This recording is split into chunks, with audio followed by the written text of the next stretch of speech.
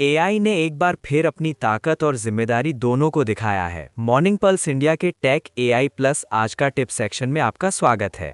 आज हम बात करेंगे कि कैसे एआई ने कनाडा के एक संदिग्ध शूटर की ऑनलाइन गतिविधियों को समय रहते पहचाना। एलेक्स, ओपन एआई के टूल्स ने किस तरह से इस मामले में भूमिका निभाई? क्या ये सिर्फ चैट की निगरानी कर रहे थे या कुछ और भी था? टेक क्रंच एआई की रिपोर्ट के मुताबिक जेसी वैन रूट्स लारा नामक व्यक्ति ने चैट जीपीटी के साथ बंदूक हिंसा से जुड़े कई खतरनाक सीन डिस्क्राइब किए थे।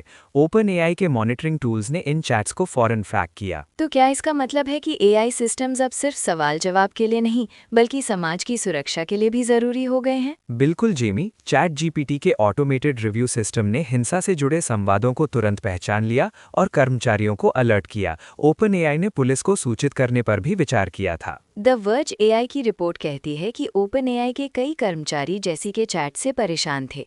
क्या ये चैट्स वाकई इतनी गंभीर थीं कि कंपनी को पुलिस तक पहुंचने की जरूरत महसूस हुई? रिपोर्ट के अनुसार जेसी ने जून महीने में कई बार चैट जीपीटी के साथ ऐसे संवाद किए जिन्होंने कंपनी में खतरे की घंटी बजा दी। कर्मचारियों ने बार बार चिंता जताई कि ये बातें किसी बड़ी हिंसा की ओर इशारा कर सकती हैं। ये वाकई चिंता की बात है, लेकिन क्या एआई की सीमाएं भी हैं? अगर पहले ही अलर्ट किया गया था तो क्या पुलिस तक सही जानकारी पहुंची? इस मामले ने एआई एथिक्स और प्राइवेसी पर भी नई बहस छेड़ दी है। कंपनियों के लिए चुनौती है कि यूजर प्राइवेसी का सम्मान भी करें और जरूरत पड़ने पर सही कदम भी उठाएं। अब आगे बढ़ते हैं गूगल के एक बड़े बयान पर।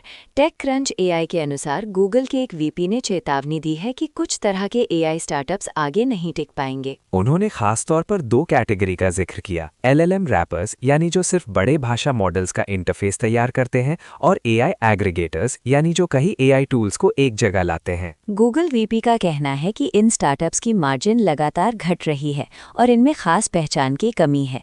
इससे उनका लॉन्ग टर्म फ्यूचर खतरे में पड़ सकता है। ये बयान इंडस्ट्री के लिए बड़ा संकेत है कि सिर्फ एआई का इस्तेमाल करना काफी नहीं बल्कि इनोवेशन और यूनिक वैल्यू भी जरूरी है। माइक्रोसॉफ्ट की बात करें तो उनके नए गेमिंग सीईओ ने कहा है कि वे एआई का इस्तेमाल तो करेंगे, लेकिन एंडलेस एआई स्लॉप यानी बेकार और घटिया एआई कंटेंट से बचेंगे। माइक्रोसॉफ्ट का फोकस है क्वालिटी कंटेंट पर, ना कि हर चीज में एआई डालने पर। ये गेमिंग इंडस्ट्री के लिए संतुलन बनाने की कोशिश है। इससे ये भी साफ होता है कि एआई को ब्लाइंडली अडॉप्ट करना सही नहीं, बल्कि सोच समझकर और कंटेंट की क्वालिटी को ध्यान में रखते हुए ही इसका इस्तेमाल करना चाहिए। अब बात करते हैं आज के यूजफुल टिप की। कन्नड़ा भाषा की थ्रिलर सीरीज राक्षसा अब ZEE5 पर OTT में उपलब्ध है। अगर आप क्राइम थ्रिलर पसंद करते हैं तो ये सीरीज आपके लिए एक अच्छा ऑप्शन है।